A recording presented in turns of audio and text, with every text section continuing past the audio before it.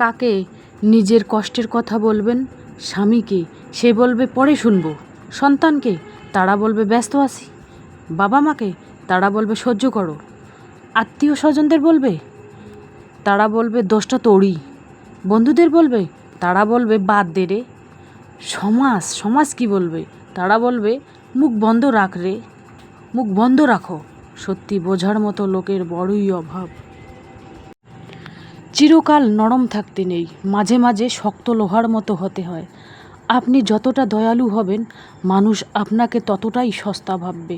মনে রাখবেন, অতিরিক্ত নরম মাটিকে সবাই পা দিয়ে পিষে দেয়, কিন্তু শক্ত পাথরে কেউ আঘাত করার আগে 10 বার ভাবে। তো নতুন দিনে নতুন আরেকটি ব্লগ ভিডিও নিয়ে হাজির আমি আপনাদের মাঝে শাবানা, ভারতের ছোট্ট একটা গ্রাম শীতলকুচি জেলা থেকে বলছি। তো welcome back to my channel. আসসালামু আলাইকুম। তোমরা সবাই কেমন আছো?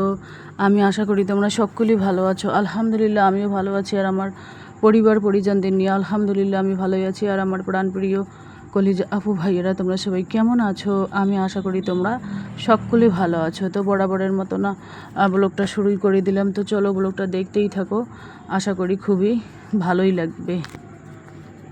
ব্লগ যেহেতু প্রত্যেকদিন বিকেল 4টায় আসে, আমার ব্লগের কোনো না কোনো অংশে ভালো লাগলে সাবস্ক্রাইব করে পাশে থাকবেন। সুন্দর একটা পরিপাটি ঘর আমার স্বপ্ন, একজন গ্রামের গৃহিণীর সংসার নিয়ে সারাদিনের ব্যস্ততা, প্রচণ্ড গরমে। তো নতুন দিনে নতুন আরেকটি ব্লগ ভিডিও নিয়ে হাজির আমি আপনাদের মাঝে শাবানা, ভারতের ছোট্ট একটা গ্রাম শীতলকুচি জেলা থেকে বলছি। তো welcome back to my channel. আসসালামু আলাইকুম। তোমরা সবাই কেমন আছো? আমি আশা করি তোমরা সকলেই ভালো আছো। আলহামদুলিল্লাহ আমিও ভালো আছি, আর আমার পরিবার পরিজনদের নিয়ে আলহামদুলিল্লাহ আমি ভালোই আছি। আর আমার প্রাণপ্রিয় কলিজা আপু ভাইয়েরা তোমরা সবাই কেমন আছো? আমি আশা করি তোমরা সকলেই ভালো আছো। তো বরাবরের মতো না ব্লগটা আমি সকাল থেকেই শুরু করে দিলাম। তো চলো ব্লগটা দেখতেই থাকো, আশা করি খুবই ভালোই লাগবে। সুন্দর একটা পরিপাটি ঘর আমার স্বপ্ন, একজন গ্রামের গৃহিণীর সংসার নিয়ে সারাদিনের ব্যস্ততা, প্রচণ্ড গরমে। তো চলো ব্লগটা দেখতেই থাকো। দেখুন, গ্রামেরই গৃহিণী হোক আর শহরেরই হোক, সব মেয়েদেরই কিন্তু একটা স্বপ্ন থাকে যে আমার একটা ঘর হোক, একটা বাড়ি হোক, একটা সুন্দর পরিপাটি একটা বাড়ি হোক। এটাই আর কি সবাই চায়, সব মেয়েরাই চায় নিজের একটা যদি একটা ভাঙা ঘরও হয়, নিজের মানে একটা আলাদা করে বাঁচার মতো একটা সাহস পাওয়া যায় বা সাহস জন্মায়। তো সেজন্য নিজের যতটুকু হোক না কেন, নিজের যেটাই আছে সেটা নিয়ে আমাদের সুখে থাকতে হবে, সেটা নিয়ে আমাদের খুশি থাকতে হবে।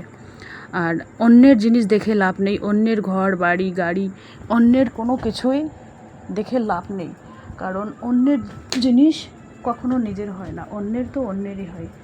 এটাই হচ্ছে নিয়ম, বাস্তবে যেটা সেটাই আমি তোমাদের কাছে তুলে ধরি।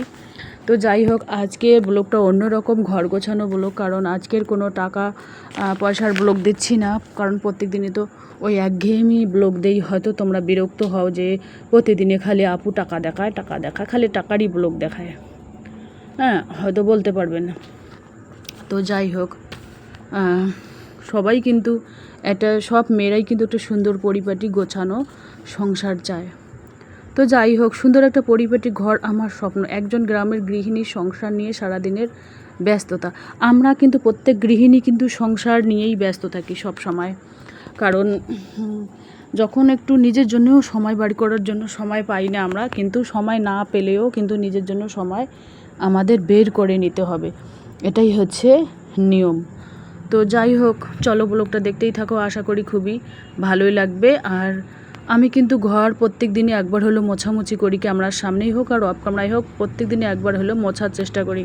আর মুখে মাস্কটা দেখতে পাচ্ছেন, এই মাস্কটা কিন্তু আমি নতুন করে দেওয়া শুরু করেছি, কারণ ওড়না কামড়ে ধরে ব্লগ করা খুবই আমার অসুবিধে হয়। কয়েকটা আপু কমেন্টে বলে যে আপু তুমি এরকম করে কষ্ট করে ব্লগ করার থেকে একটা করে মুখে মাস্ক দিয়ে তুমি ব্লগ করতে পারো।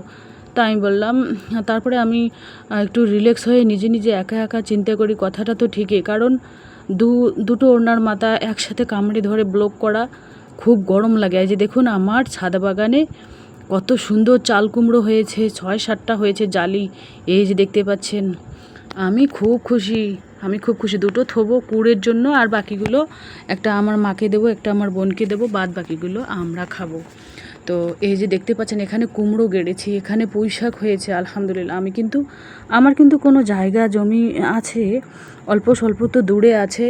তো এই যে দেখুন আমি ফলের ট্রেতে আদা গেড়েছি, তো এখানে আমটাম হয়েছে, কুমড়ো হয়েছে, এগুলো উকড়ে ফেলে তারপরে আরও ওখানে আদা গাড়বো। আদা গাড়লে কিন্তু আদা হেভি হবে আর কি, ওই ফলের ঝুড়িতে আদা হবে, কারণ 2টা ফলের ঝুড়িতে আমি আদা গাড়বো। আদা গাড়লে কি হবে, যদি একদিন আদা ঘরের মধ্যে না থাকে তখন আদার পাতা ছিঁড়িয়ে এনে কিন্তু মাংসের মধ্যে দেওয়া যাবে, আর চায়ের মধ্যে দেওয়া যাবে। আদার পাতা কিন্তু চায়ের মধ্যে দিলে, লাল চায়ের মধ্যে দিলে হেভি টেস্ট লাগে খেতে। তো তোমাদের মুরগিদের এক ঝলক না দেখালেই নয়, মুরগিদের দেখাতেই হবে। মুরগিদের সবসময় ব্লকের মধ্যে দেখাতে পারি না, এই কারণে কখনো বৃষ্টি হয়, কখনো বা গরম, ভালোই লাগে না, সেই জন্য প্রত্যেক দিনই আর কি মুরগিদের তোমাদের কাছে শেয়ার করি না। তো যাই হোক, ব্লগটা দেখতেই থাকো, আশা করি খুবই ভালোই লাগবে। এই যে দেখুন একটা চড়াই ভেঙলিয়ে হাঁটছে, আর এখানে কয়েকটা কাঠখড়ি রেখে দিয়েছি। কাঠখড়ি এই জন্য রেখে দিয়েছি, কোনো দিন না কারেন্ট চলে যায়, গ্যাস শেষ হয়, তখনকার জন্য রেখে দিয়েছি। এই যে দেখুন আমার সব মুরগি কিন্তু বাঁশের উপরে চড়ে বসে থাকে, নিচের মধ্যে ওরা থাকে না। মানে দিনের বেলা নিচে থাকে, কিন্তু রাত্রিবেলা সমস্ত মোরগ মুরগি উপরেই উঠে থাকে। আর মোরগ মুরগি উপরে উঠে থাকলে কিন্তু কোনো ভয় নেই, আর কোনো রোগ ব্যাধি হয় না।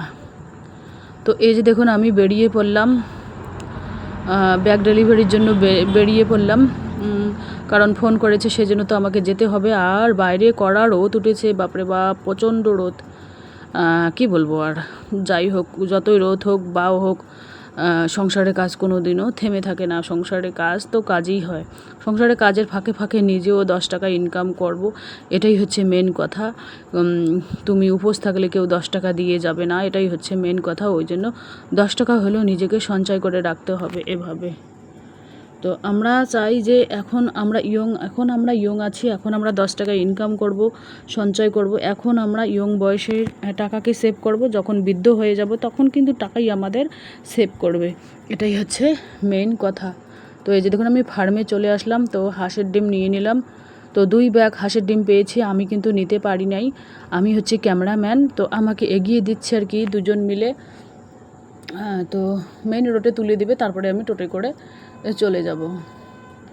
তো খুব ভারী হচ্ছিলো 2টো ব্যাগ, আমি হাতে করে নিতে পারছিলাম না, সেই জন্য এই দাদাটার একটু হেল্প নিলাম।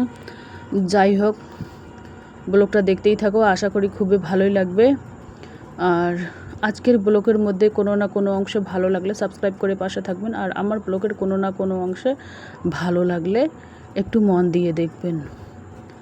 আমার এখনও অর্ধেক ডলারও হয়নি, $100 না হলে আমি ফার্স্ট পেমেন্ট তুলতে পারবো না। তো যাই হোক, তোমরা যদি আমাকে হেল্প করো তাহলে কিন্তু আমি খুব শীঘ্রই ফার্স্ট পেমেন্ট তুলে তোমাদের কাছে শেয়ার করব ব্লগ। তো যাই হোক, আমার টার্গেট ওই 200-300 ভিউয়ে আমার পোষাচ্ছে না। যদি 5,000 10,000 করে ভিউ হতো, 20,000 এরকম ভিউ হতো, আমার মতো খুশি কেউ হতো না। যদি প্রত্যেকটা ব্লকে 1,000 2,000 হতো তাও আমি খুব খুশি হতাম, কিন্তু হচ্ছে না, কী বলবো, কপালের দোষে যা হয়। অন্নপূর্ণা ভাণ্ডারও পাচ্ছি না, ইউটিউবে টাকাও ইনকাম করতে পারছি না, কি বলবো আর। এই যে দেখুন আমি বসেছি টোটোর মধ্যে গরমের মধ্যে এখানে ওখানে যাওয়ার মজাই আলাদা।